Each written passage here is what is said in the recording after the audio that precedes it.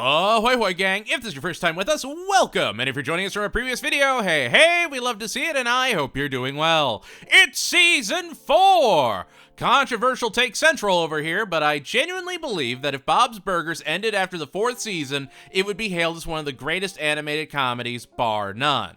Obviously it didn't get canceled, we're barely a quarter through the series, but that is just genuinely how good this season is. And why is that? Well, there's only one way to find out and 3 questions to be asked. What worked, what failed, and what magic curses will be curtailed? Knock down the door, because we're reviewing Season 4. What? Why would you knock down the door? The family is going camping! We really get to see Bob's love of wanting to be an outdoorsman this episode as the family heads into the woods to start their adventure, with Tina questioning being in the Thunder Scouts.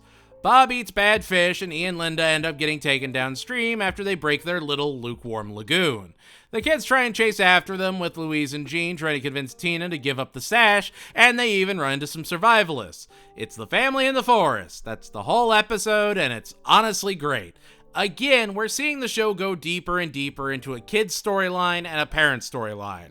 Sometimes Bob or Linda will come along, but the kids are strong enough characters on their own at this point that they can carry an entire episode. Like, even in this episode that sounds like it should be focused around Bob and Linda, the kids actually have more screen time. It's a fantastic season premiere that gives everyone a chance to shine and shows they haven't lost the magic, but we also see that they're trying to flesh people out. This is taking place in the woods. They are changing locales more and more. They feel that the family is strong enough to leave the restaurant at this point, and that's important. These characters have developed to the point that they can start exploring their world. A river runs through Bob is a puffy vest accentuated 9 out of 10. Do you get it? Fortnite? Floss, damn you, floss! Louise, Jean, Tina, Andy, Ollie, and Daryl have mapped out the perfect trick-or-treat route to get only the best candy, and with Linda and Bob making their dragon costume, they're sure to have the biggest haul of their little lives. We also meet Millie for the first time, someone that really likes Louise. Millie would be played by SNL alum Molly Shannon, who does an absolutely fantastic job bringing this creepy little girl to life in the best possible way. The gang go to hang out in their fort, but when they get trapped and Millie is their only way out, Louise snaps at her and she starts tormenting the kids, while Bob and Linda get tired of waiting for the kids if they did all this hard work and take the dragon costume out themselves. The kids manage to escape in the last minute, and honestly, one of my all-time favorite Halloween episodes. Full Bars, I think, had to do a lot as the first Halloween and even holiday episode, but now they know how weird they can go and people would still enjoy an episode. Millie is unnerving and so well written as this just chilling, weird kid that adds a little suspense to Bob's Burgers of all things. It's also sweet that while Linda and Bob were fighting when they were making the dragon, they team up and go trick-or-treating themselves so their hard work actually gets some use. It's crazy to think that Fortnite is a decade old at this point and still somehow feels fresh. A lot of Bob's Burgers is surprisingly evergreen because they aren't making topical references a lot of the time and are just being a weird wharf family. Fortnite is a Dust Bunny approved 9 out of 10. Date night is bland, boring, and dumb. So Linda decides to spice things up with seaplane lessons and goes to learn from the best of the best. Kurt, played by the returning great Will Forte. Bob finds out that he's actually Upskirt Kurt from Mr. Fish Odor and goes to save his wife from a fake crash romance. And here's the thing. Kurt's got the wine.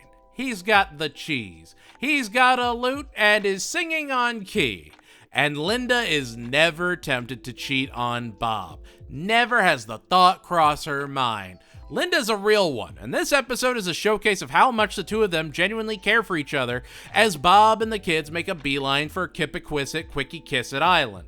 Like, Bob is willing to climb out of a flying plane to cut a rope to save his family. Even if he's not all that exciting on date night, he is still willing to go well outside his comfort levels for those he cares about. Seaplane is another one of my absolute favorite episodes because it's just so weird and perfect in all the right ways. Mostly thanks to Will Forte being so delightfully hateable as Kurt, but Mr. Fishoder also just being like obscurely antagonistic in kind of a great way. It's just like, I lied! That's great! That's fantastic! Mr. Fishoder isn't like a Mr. Burns character, he's just more of a entity. A floating amalgamation, because you know deep down, he really wouldn't probably kick Bob out. He likes Bob too much. He's amused by Bob too much. And so seeing him just sort of be added into these stories is great, and I really, really love what it does for his character. We're also getting more musical numbers, even if this time it's only Tina flying and kissing a bunch of guys on an island. But that musical element is creeping more and more into the forefront of the show throughout the season, and yet never really feels overused. Seaplane is a butt-punching 10 out of 10. Bob fills in over at a frat as their chef when Pepe can't do it, and we get to meet some of the best guest stars of the whole show. Hefty Jeff would be played by the legend Hannibal Buress, and Pud, played by Master Shake himself, Dana Snyder, in one of his first appearances on the show. Oh, and the Dean in this episode? You ready? Just gonna geek out a little bit. The Dean is played by Jonathan Katz. You know, the guy that played Dr. Katz in Dr. Katz, where John Benjamin played his son. It's all connected. Every bit of it. Bob gets along great with the guys, and after helping them pull off a dumb prank, gets a drink from Beta, the house's taxidermied iguana. We then get introduced to Slowhand, the frat grad, who is, in fact, Dr. Yap. I love that Dr. Yap is still their dentist, and is also just a really eccentric character on his own. Ken Jeong also gives him that same kind of wild energy he used for Senor Chang in Community. Dr. Yap tries to get the frat to attack Alpha House by framing them for stealing Beta, and when the kids break into the Room of Secrets and find Beta, Bob goes to stop Pud and the gang from breaking Yap's spit keg and spraying everyone with stored saliva, which is just so vile in the best way. This is a Bob episode. The kids are in it, sure, but unlike A River Runs Through Bob, this is all Bob almost all the time. The guys love him, and he loves hanging out with them. He has a sense of community you can tell he always wanted, and being a personal chef gives him time to just cook for a few guys and do his own thing for a change. He's not stuck behind the grill in the restaurant. Again, they're building out the world. And even if we never go back to that campus again, we know it's there and it's just, a normal college campus. Also fantastic that Yap will continue to be their dentist after this, and they just kind of accept they're gonna be weird to each other, and that works for them. Fun fact, Jonathan Katz and Dana Snyder would actually be in Squidbillies together for an episode. Oh, and the Beast story. Feel like I should mention that. Gretchen brings Linda on to help her sell, female special care toys, I guess? They got a real good vibe to them, if you catch my meaning. It's fun. It's nice to see Linda being experimental as a salesman, and feels like a story for Linda. And at the end of it, it has probably one of the best conclusions of the entire show, with the guys meeting poodles and cougars and hybrids of both. My Big Fat Greek Bob is a butt-chugging 10 out of 10. Gail is staying over for Thanksgiving, and she brought her cats even though Bob is horribly allergic. Tina wants to sit at the adult table and starts acting more mature, while Jean tries to make a Thanksgiving song with Linda and Gail. Seems super simple, right? Well, after setting up a brine on his turkey, Bob wakes up to discover the turkey in the toilet. He thinks someone sabotaged him, and the next night finds another one. Bob also has this really great back and forth with the butcher that keeps thinking Bob is hitting on him with all the turkeys he's buying, and it's kinda great. Maybe Bob's bi, who knows? That's part of the fun. Turns out it was actually Bob that was putting the turkeys in the toilet, thanks to his allergy medicine making him sleepwalk and think he was potty training Tina again. His subconscious got spooked that Tina was growing up right in front of his eyes, and he didn't want her to grow out of being his little girl. Bob's love for Thanksgiving is still fantastic, and the emotional core of the episode makes a ton of sense and gives it that extra layer of depth. Bob loves Thanksgiving because he gets to spend it with his family. He gets to see them all happy and they're all together. And the more we learn about Bob, the more that makes sense. His mom died when he was a kid, and it was really just him and his dad. So for him to have his kids, Linda, and even Gail to an extent, makes him love the holiday that much more. That being said, personally, I preferred the last Thanksgiving episode, but I like the weirder episodes, and that's just absolutely a personal taste. The writing is still fantastic, and even though it doesn't have as many outlandish elements, it still manages to perfectly capture the reason for the season. Turkey in a Can is a toilet trained and properly brined 8 out of 10. When the reunion committee is out of ideas for entertainment, they reach out to Linda to perform at her reunion, and she decides to get the old band, the Tatas, back together. Bob gets a pimple. So when Linda gets the band back together, including her sister Gail, she and Bob go to the reunion, leaving the kids with their babysitter Jen instead of Tina. Jen is a big old dollop of flour-covered mayonnaise. A whole lot of nothing, but in a creative way. Jen isn't a bad character. She's just intentionally bland. Like the kids tickle Jen and make her snap, and she accidentally gives Tina a black eye just whipping a fist out. And then Louise and Jean give themselves black eyes so Jen doesn't get fired, and Jen drives them to the reunion. I genuinely believe Jen is one of the best parts of this entire episode. Bob being a star of the party because of the pimple? That's dumb and fun. Let him have it. Linda feuding with everyone because she was always the last choice? It makes sense for who Linda is, and she's absolutely a flawed person like all of us, so yeah, that works. And it's Jen that gives Linda the genuine advice that she should just play and have fun with it if she just likes playing. See, again, there's Jen right in the thick of it, and while Gail sings about Dino Dematopoulos and how she wants him to make her yogurt Greek, don't forget that gem, everyone cheers because they did it their way. There's an emotional core, great jokes, and the kids even start to have a bond with Jen, who will become yet another recurring character. The show celebrates the past while also setting up the future. Purple Rain Union is a ta-ta rocked 9 out of 10. Look, I know there was a big gap between season releases. I know. But it was when I got to this episode, I remembered what it was all about. Why I wanted to review this series in the first place. This is my favorite Bob's Burgers episode of all time. Bob subs for the home ec class and Tina wants to be teacher's pet. Bob wants to do something more creative than just having the kids watch videos, so he teaches them how to cook popcorn and steadily adds more and more elements until he's teaching the kids how to really cook, and Zeke shows a ton of promise. They open a small little restaurant, and Jean and Louise are actually excited to help run it. They get swept up in the passion and are actually doing something they feel is torture at home. The lunch ladies hate Bob, and the hand-washing scene is utterly amazing. Larry Murphy is just great.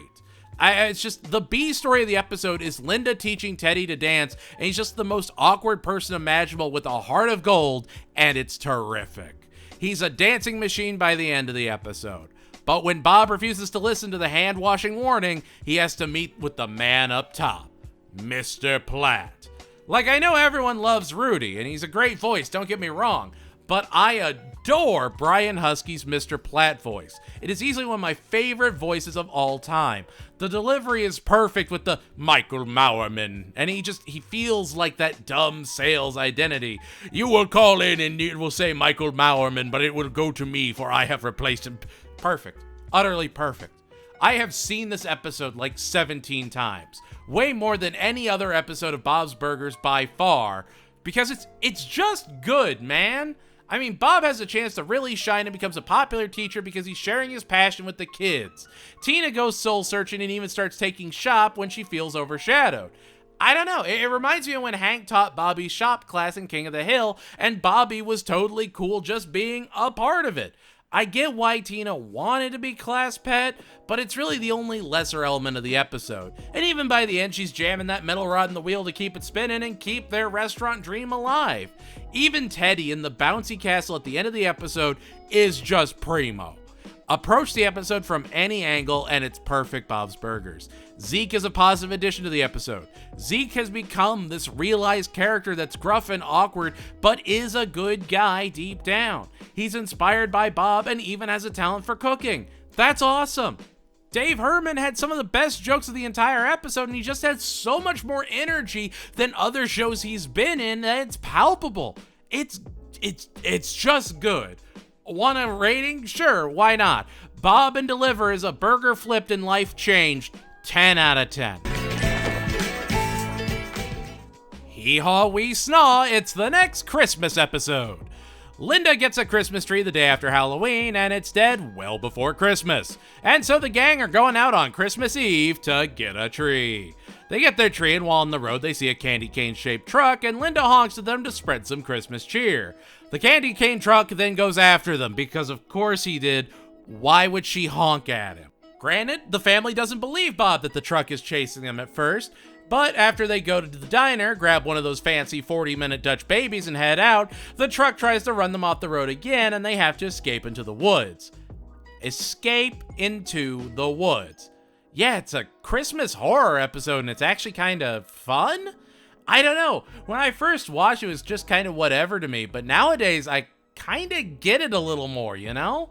They're being hunted down by a candy truck. It's just a festive maximum overdrive. Turns out the truck was being driven by Gary, played by the pain-bringing, documentary-slinging Bobcat Goldthwait. Man makes some very interesting documentaries. Bob sees Gary's alone on Christmas and he gives him the Dutch baby, and Gary helps pull their car out of the snow, and they all go on their merry ways. Now, if that was just the episode, maybe like a 7 out of 10. The Gene Jingle and the Jungle stuff was so long it was annoying after a point, and it just sorta happened. Still had great jokes and all, but the B story? Oh man, that's where it bumps up. While the family are away, Bob asks Teddy to watch their ham. And then he gets caught in one of Louise's Santa traps and flails around like a captured animal until the fridge lands on top of him. I love this B story because Teddy is just so exaggerated, so Stoogian, that it makes it that much funnier when he's thrashing around. I know that sounds twisted, I do, but it's how it's animated. This man sees these signs, sees a straight up glass of milk in a fridge, doesn't ask any questions, sticks his hand through the wreath because why not, and then just loses it. It might be one of the best animated scenes I've seen out of the show yet, and it's just utterly incredible. I love it. I don't care. You can judge me. Christmas in the Car is a Dutch baby savoring 9 out of 10. Louise has thrown a surprise slumber party to hopefully get her some more friends. She isn't having any of it and wants them all kicked out. Rachel Dratch is Jody. Catherine Hahn, that's right, Agatha, is Jessica. And Katie Crown is Harley. She manages to get Jody and Harley out, but Jessica? Oh, she's not going anywhere. I gotta say, Jody's unclean gets me every time. And while Linda wants Louise to have the best sleepover possible, she's also dealing with a domestic threat in a kingdom not so far away. King Trashmouth, her beloved gay raccoon, has been ousted from his trashy throne by the dreaded El Diablo. So how does she help? She brings Trashmouth inside. I am so glad Trashmouth is a recurring character. You know, just between him and Ginger, they shape Linda. Linda's gonna do some wild things sometimes, and Bob throughout the episode is just sort of riding the wave. Louise and Jessica have a very extreme game of hide and seek and actually start to bond a little bit. It's a solid episode that, sure, it did feel a little stretched out, but the jokes were still great and there's this wild energy that helps keep the tempo. Plus, it's fun to see that while Louise is doing, spy stuff and whatever, she has another friend that she can play off of. And again, Jessica will appear throughout the series. Only 3 times so far, but it still kinda counts. Slumber Party is a tie-dyed and delightful 8 out of 10.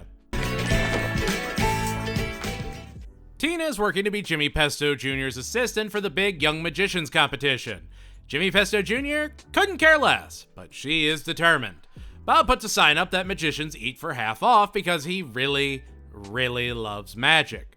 And sure enough, a group come in led by the stupendous Mars Sazerac. played incredibly by Andres Dubuchet.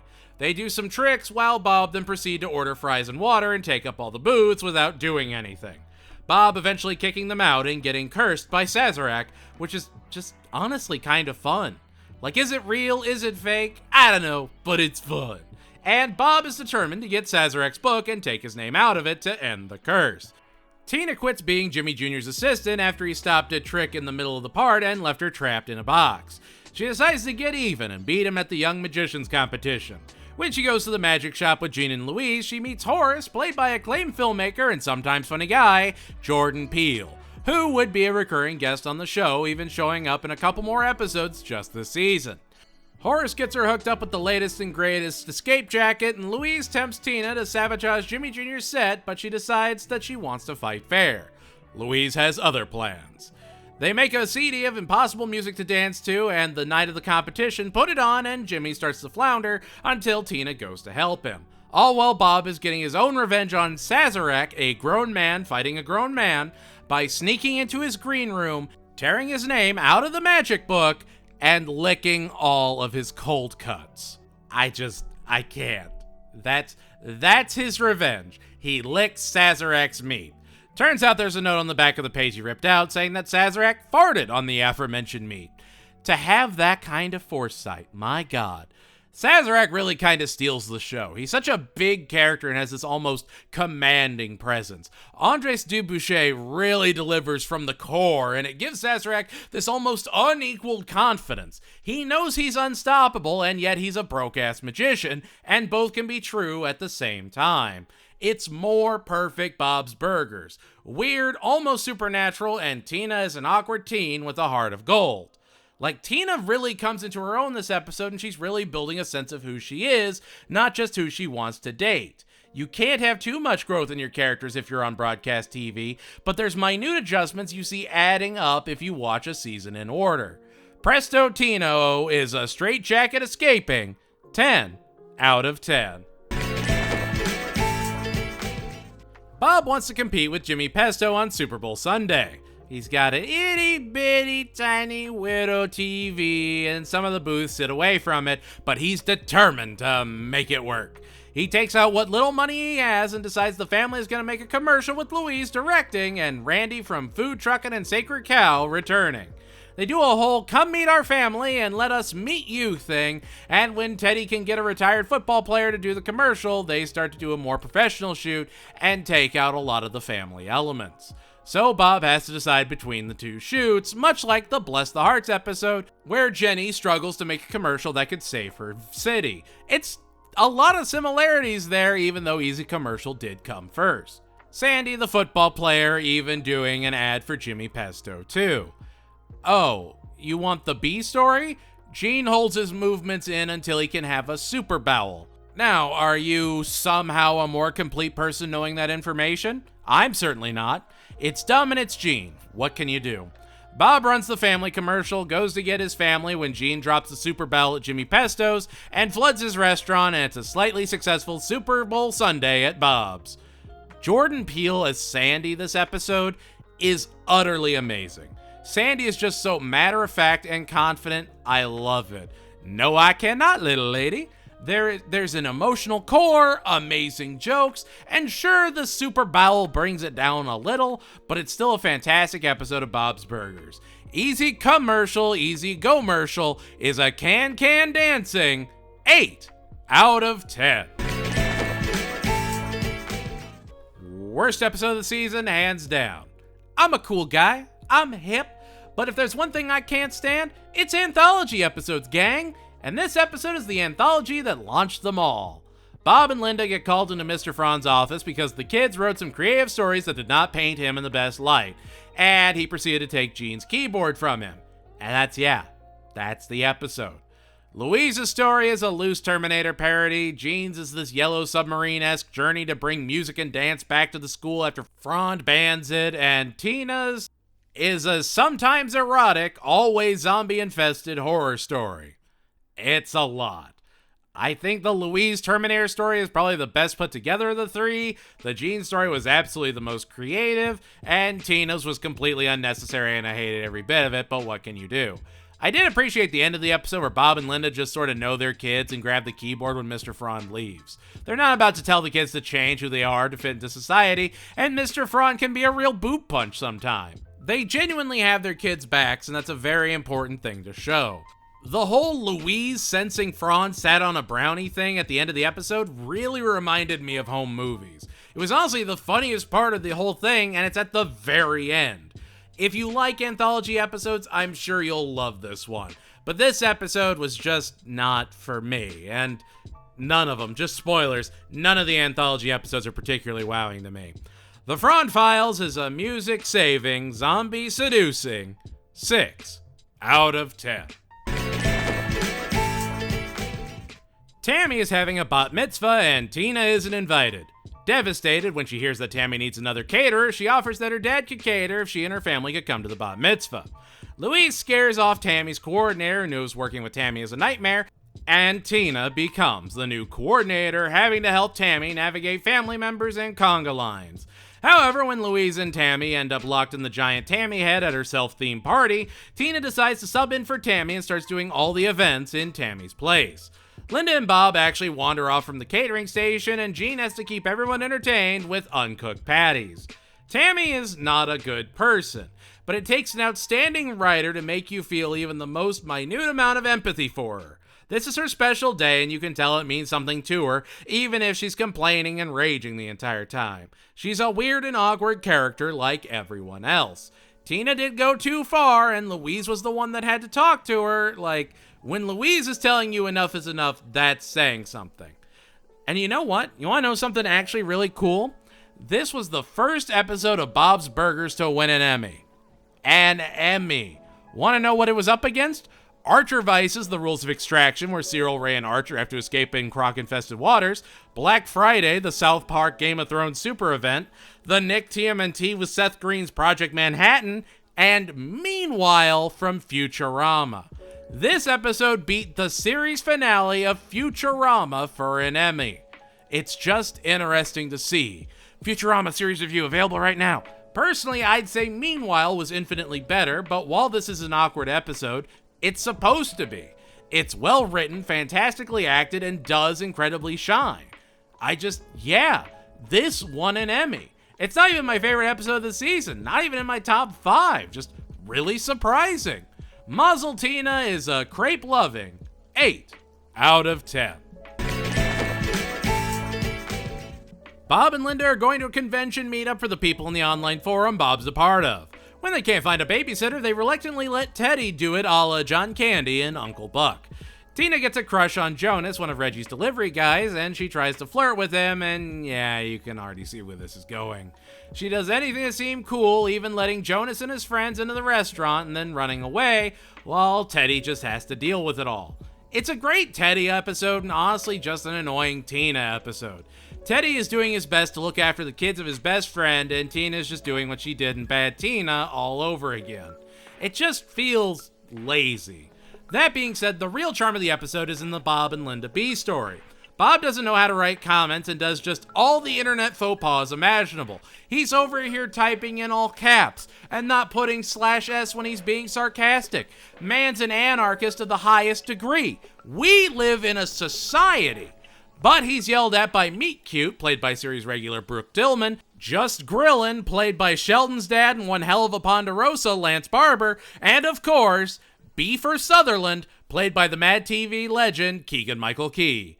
Key and Peele in the same season. You love to see it. Bob and Linda taking over the hot tub just works perfectly for their characters, and I love that Linda has Bob's back with this arguably incredibly petty fight. She will always be there for him, and I don't know, that matters.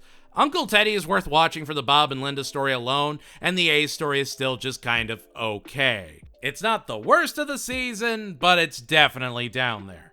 Uncle Teddy is a handyman approved and upvoted 7 out of 10. Now you see, this is why I can't be mad at the season for anything. Don't like an episode? Just wait and you'll get thrown right back into peak again. It's like waiting out rain in Florida. Another favorite. Wow. Shocking. Wow.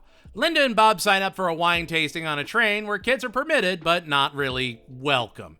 The kids are walked back to the kids' corner in the caboose by Ethan, played by Wet Hot American Summer's Michael Showalter.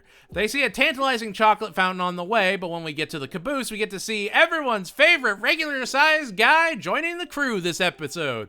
Everybody knows it's Rudy. Actually got an inhaler for that bit. Turns out Rudy's dad brings him here frequently while his dad goes on dates. Oh man, kid's in there with a little beanbag. You good, my brave little rudester? The kids plan to steal the chocolate for the chocolate fountain while Rudy just wants to appreciate his best beanbag friend. Meanwhile, Linda and Bob sit with Rick, a very confident sommelier, played hauntingly well by Matt Walsh. Matt Walsh! Yeah, he was probably that guy you saw in that thing. I swore for the longest time this was Tim Heidecker. But no, it's Matt Walsh giving an absolutely perfect career best performance. I love Rick in all his weird ways. He's just so delightfully horrible. Bob competes against Rick in a wine-off led by Linda, and the kids rob a train. That's it. That's the whole episode boiled down to its most basic components. But like I always say, if the episode premise is super simple, it gives you time to really make it sing with fantastic jokes. And the jokes are great, the pace is phenomenal, and again, my God, Matt Walsh is incredible! I will still whisper "talk to me, Goose" sometimes because of this episode. Tina isn't the focus, which is a nice change of pace. Rudy cements himself in the cast and loses a dear friend. You got laughs, loss, and spit buckets. All you need for a good episode. The Kids Rob a Train is a succinctly titled 10 out of 10. This is probably one of the most predictable episodes of Bob's Burgers imaginable. Linda thinks she's psychic. That's the episode. She helps Mort find his wallet, tells Teddy to look for a woman in a yellow dress, tells the kids what horse to bet on, and finds a statue underwater. Is it context clues and sharp sense of observation, or psychic power? Ooh. Well, because she found the statue with her psychic powers, Sergeant Bosco needs her to help him catch the little boy bandit. And the kids use Teddy to bet on a horse. Now, why would they set up the kids going to the horse track? Sure enough, when Bob gets to the track, he realizes the little boy bandit is actually a jockey. Linda realizes she's not psychic and the kids don't win their bet. Now, that being said, the episode is fine. The more you watch it, the less appealing it is. Get it?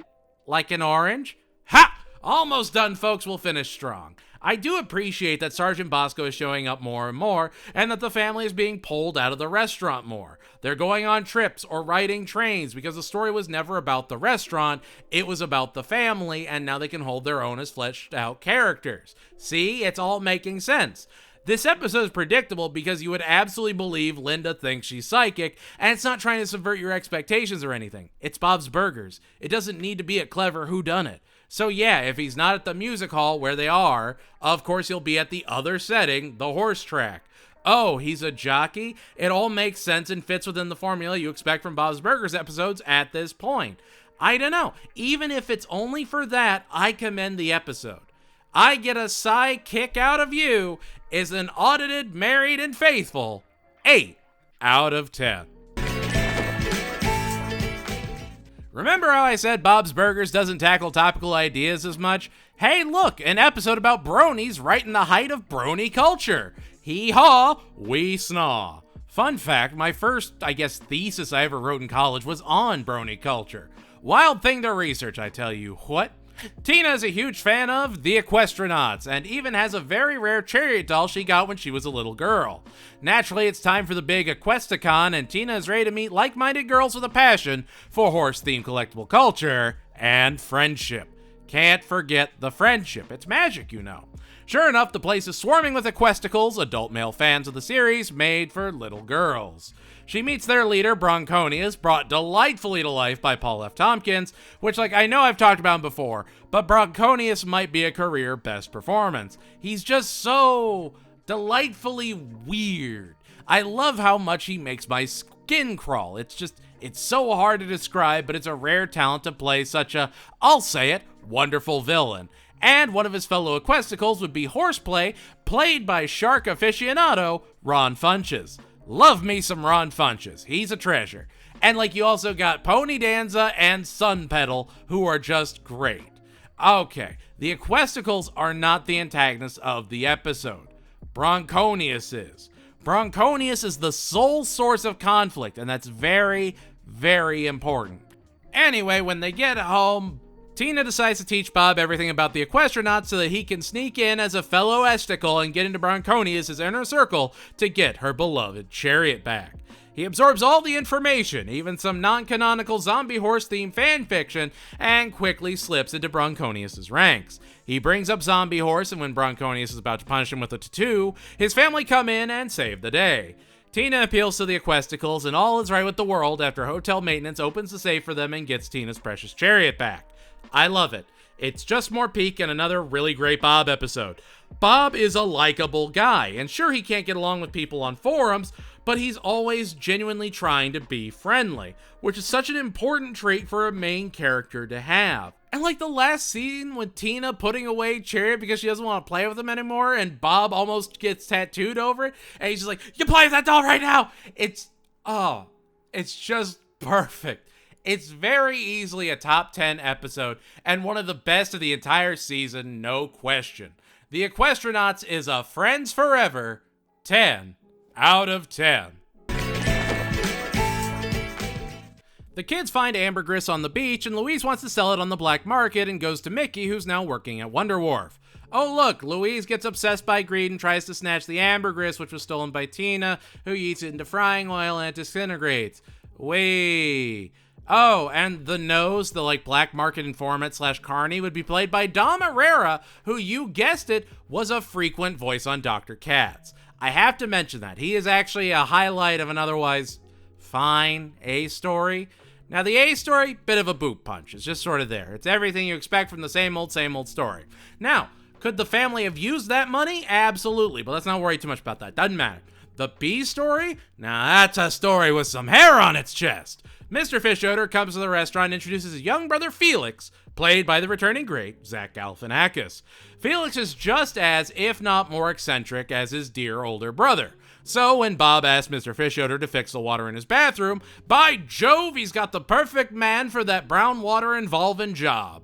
And so Felix begins his remodel of the bathroom and plans its big ribbon cutting. Bob never gets to see in, and at the grand unveiling, it's the most mind-bending bathroom you ever did see, and it's just great.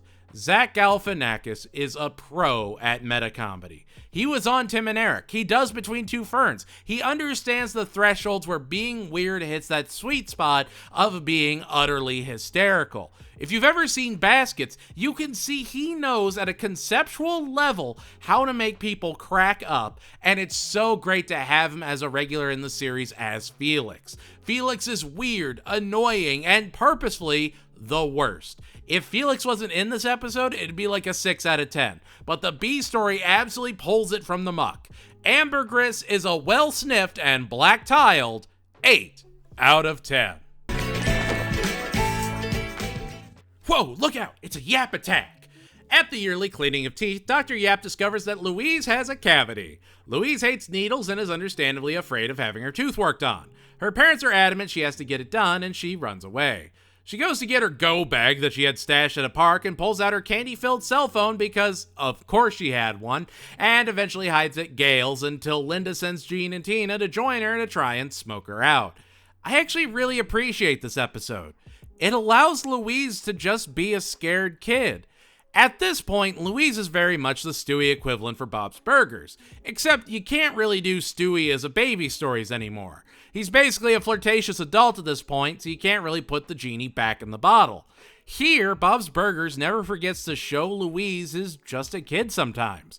She can put up a tough front, she can scheme, but she is a kid, and that's why the ending works so well. They spend all this time watching Gail freak out and be terrified of every little thing. She pretends the world is ending just to get a sound night's sleep. She's a lot, and we love her for it. Because when Louise bites into some well-planned ice cream, Gail reassures her about going to the dentist. She doesn't feed into her fear. She doesn't want the fear to beat her. She helps come up with a role-play scenario that puts Louise at ease, and they get that tooth out. And a very important note, Dr. Yep is super professional and level-headed through the episode. He isn't an antagonist, he was just a dentist fearing for his life from a little girl. Sometimes characters are just there doing their jobs, and that's great. He's not going yap, yap, yap, yap, yap, yap, yap, or anything. There's an emotional core to the episode you don't expect, and seeing everyone genuinely care about Louise is so important. She'll never be alone, and her family loves her more than anything, and deep down she knows that. The Kids Run Away is a Scott Baio loving 8 out of 10. And here we are, the last episode before the 2-part season finale. Tina decides to try out for the cheer squad, and Linda reveals how she always dreamed of being a cheerleader too, and would love to live vicariously through her cheerleading children. Tina goes to perform and ends up hitting her mouth and getting a swollen tongue. Jean starts dancing and cheering to show how easy it is, and gets recruited to the cheer squad, led by Mr. Ambrose, who always wants more and more drama. And also there's Todd. Who is Todd? He's played by Keegan-Michael Key, so that's fun. Linda becomes an obsessed cheer mom, and Jean quickly becomes her favorite, while Bob is just sort of there. Louise becomes Tina's interpreter, since she has a strong lisp when she talks now, and it goes exactly how you think it does, eventually securing Tina a date with Jeju up there at Pie in the Sky. Mr. Ambrose artificially adds drama to a successful cheer squad, and Louise abuses her power. Very simple premise, done incredibly well. The kids acknowledge that Mr. Ambrose is just the absolute worst, and he's doing every cheer movie cliche known to man, which after a point, you just had to commend him for sticking with it. Even after leaking their dancing robot final performance of the championships, it's him that runs and turns around and tries to catch them all when they try a horribly dangerous tower roll. And why did he try and handle their fall? It was the more dramatic option. He's not a bad guy, just deprived of excitement and wants it wherever he can get it, and that gives a charm to his character. Antagonistic without being a villain. The Tina story would be sweet since she and Jimmy Jr. have a moment up in the sky pie, but it just doesn't hold up when you look at the season as a whole. And like, the weird bathroom at the restaurant? That's gonna be in the show after Ambergris. That's gonna be referenced. There are small elements that'll be built on, but the Tina Jimmy Jr. angle just keeps going nowhere, and they keep including it over and over again. It's fine, I guess. Fun fact, Monica, the cheerleader that succeeded, who Linda resents, would actually be played by Carrie Clifford, who has been in a lot of Broken Lizard productions. The more you know. Gene It On is a really solid Gene episode, and the only one of the season. It seems like they're readjusting how they want to use Gene, and I at least appreciate the delicate art of evolving a character over time to make them more enjoyable. Just look at Klaus in American Dad. It can be done. Gene It On is a windmill performing 9 out of 10. And here we are, the 2-part season finale. This is really something special. It's our first episode that doesn't even use the intro. It's going for a much more dramatic and cinematic angle, and honestly, this is why I think if Bob's Burgers ended in the 4th season, it would be perfect. This is a perfect series finale if it needed to be. Felix has a new girlfriend, and it's Fanny, a soon-to-be superstar who loves money. Jordan Peele is perfect as Fanny. She is perfect. Felix wants Bob to help him to convince Mr. Fishorder to sell Wonder Wharf so they can put in high-end condos, and Bob could even have a bistro. Ooh, Bob's Bistro. Tina locks herself to a horse at the merry-go-round, her beloved Mr. Goiter, so they can't destroy him and take away part of her childhood. Linda takes Fanny around, Bob sings to Mr. Fishorder, and yeah, it's amazing. John Benjamin is not a great singer, but there's so much charm and heart behind what he's singing. He's trying his best. Bob is trying his best, and it shows. This hasn't been built up to other than, Felix coming in and ambergris. But now we are actually seeing a true and proper conclusion, a proper finale. This is Bob's Burgers at its absolute best. This is everything you could ever want from the show, all in 2 episodes. And sure, the Tina story kind of falls by the wayside, but when Bob convinces Mr. Fishorder not to sell, Felix decides to take them under the pier as the first part ends. What's this? Suspense at the end of a part 1 of a 2-parter? In Bob's Burgers? Unheard of. And yet, here it is. Speaking of cinematic angles, when you watch the episode, the sun is setting more and more until it's dusk and Felix is taking them hostage at the end. It's so good. The critic inside of me is whole. Great jokes, amazing writing. Not gonna judge it till the end of part 2 since you know it could fumble at the goal line. You never know. But this is good. It didn't, you guys. It didn't fumble at all. It's just more peak. Felix ties Bob and Mr. Fishodor up under the pier and figures the tide will fix all his problems as he goes up and tries to not listen to the telltale heart under the pier boards. Bob then decides to call the family or text them and they try and decipher what he's trying to say. Now, Fishodor may mock Bob, but you can tell there's an amount of respect between the two. He enjoys Bob. He's amusing to him. He can really tell they've developed a sort of rapport. This isn't the Fishodor from back in Torpedo or even Sheesh Cab Bob. Their relationship is a little bit deeper, and Mr. Fishodor will start letting Bob a little bit more and more in as the seasons go on. The kids are able to figure out Bob's under the pier, and they take paddle boats to get them when Fanny and Felix try to stop them. Fanny regales them with her bop about that funky Mr. Dance Floor, and gives them enough time to have the Ferris wheel fall into the water and swim to safety, while Felix gets off the hook and Mr. Fishodor gets his one free punch. It's a perfectly enclosed story. Even at the end, the family is walking off together and everything is at peace. This two-parter is easily one of the best two-parters out there. It's the pinnacle of what Bob's Burgers could do at this point and is still showing that they have room to keep growing. This is their best foot forward. Honestly, I'm surprised this wasn't what they selected for the Emmy nomination. Genuinely, if you want to be a better writer, especially for animation, watch this two-parter and really pay attention to what they're saying and what they're showing. This is the perfect balance of show and tell that even culminates in a large set piece dropping. Remember back in Torpedo? The first season ends with the roller coaster collapsing in the background. Now it's a Ferris wheel. It's just, I don't know, it's great. And I am a better creator for watching it. How Bob saves/destroys the town is a true and proper Mr. Dance Floor approved, Mr. Goiter memorializing 10 out of 10. And there we have it. That's season 4. Anything you think I was right on, wrong on? What was your favorite episode? Least favorite? Let me know in the comments below. And if you like what you saw, make sure to like, share, and subscribe. Season 4, in my personal opinion, is just perfect Bob's Burgers. The finale is a perfect benchmark, showing that the show can't fall back from this point. The foundation is there for Bob's Burgers to take off as a true animation domination superstar. And while I adore season 4, that's not to say the next season is bad at all. We'll get a fiery friendship, some B-movie lovin', and the Bob Father, all when we go live with season 5. That's going to do it for us here at the Lecture Hall. If you want to support the channel, consider joining the Patreon or membership program today. You'll get special polls and posts and your name on this fancy list. Woo!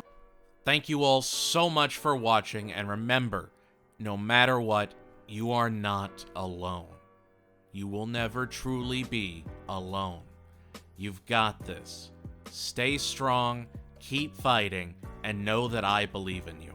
A rising tide lifts all ships, and I can feel one heck of a wave coming. You got this. Goodbye, everybody, and I'll see you all next time.